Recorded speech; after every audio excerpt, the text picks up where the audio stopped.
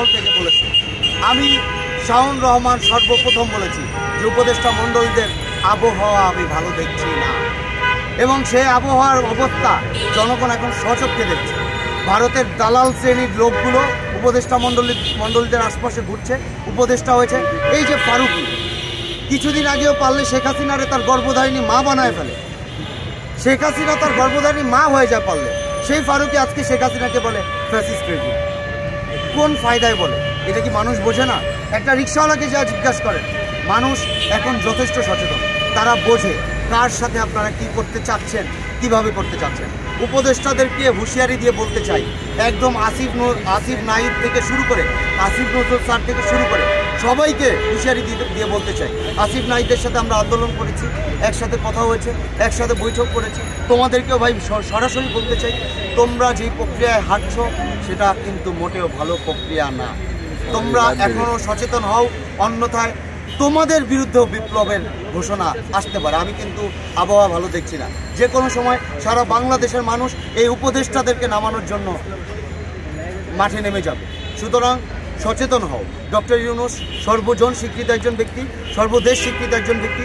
Doctor ইউনূসের উদ্দেশ্যে বলবো, আপনি স্যার দয়া করে, এখন পর্যন্ত সময় আছে আপনার সম্মানকে নষ্ট করার জন্য এই ভারতীয় দালাল শ্রেণী, আওয়ামী মেকানিজমের যে দালাল শ্রেণীগুলো এখনও নানান জায়গায় রয়ে গেছে, সেগুলো কিন্তু আপনার সম্মান হানি করার জন্য সচেষ্ট। সুতরাং খুবই সাবধান। আরও একটা জিনিস বলে দিই, বাংলাদেশের উপজেলাগুলোতে যারা কর্মরত ছিলেন তারা কিন্তু এখনও আছেন, তারা কিন্তু কেউ চাকরিচ্যুত হয় না। তারা কিন্তু এই হাসিনার কথা মতো গোপনে গোপনে নানান কাজ করে বেড়াচ্ছেন। যেভাবে করে বেড়াচ্ছেন ওয়াকারুজ্জামান, যেভাবে করে বেড়াচ্ছেন বিএনপি, ভারতের সাথে সম্পর্ক। আজকে 626 জন আওয়ামী নেতা, আওয়ামী লীগের এই দোসরগুলো পালায় যায়, তাদেরকে পালানোর সুযোগ কে করে দিল? কেন করে দিলেন? এটা তো ওয়াকারুজ্জামান নিজে করে দিল। এটার জন্য ওয়াকারুজ্জামানকে প্রশ্নবিদ্ধ করা উচিত।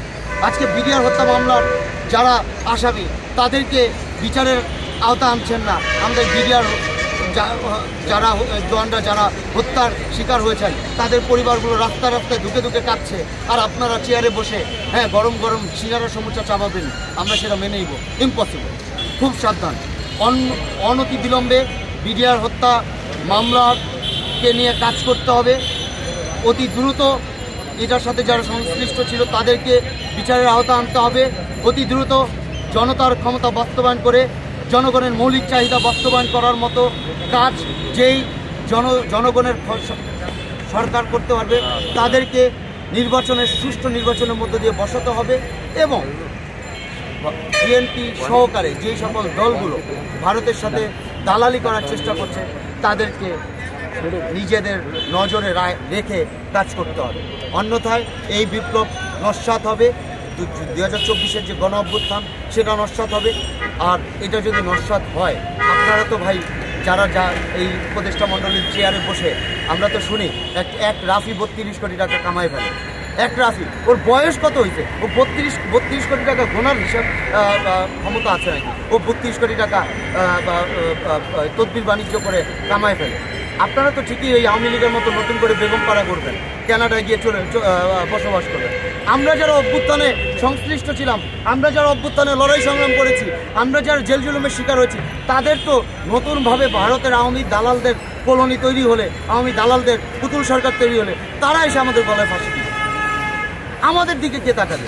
যারা আজকে রিক্সা শ্রমিক আন্দোলনরত ছিল, যারা আজকে জনগোষ্ঠী, বাংলাদেশের তথা জনগোষ্ঠী সম্পৃক্ত ছিল, প্রত্যেককে ফাঁসির মঞ্চে দাঁড়াতে হবে। 24-এর গণ অভ্যুত্থান আমরা ফাঁসির মঞ্চে দাঁড়ানোর জন্য করি নাই। আমরা 24-এর গণ অভ্যুত্থান করেছি জনগণের মৌলিক চাহিদা বাস্তবায়ন করতে পারবে এমন একটা সরকার গঠন করব।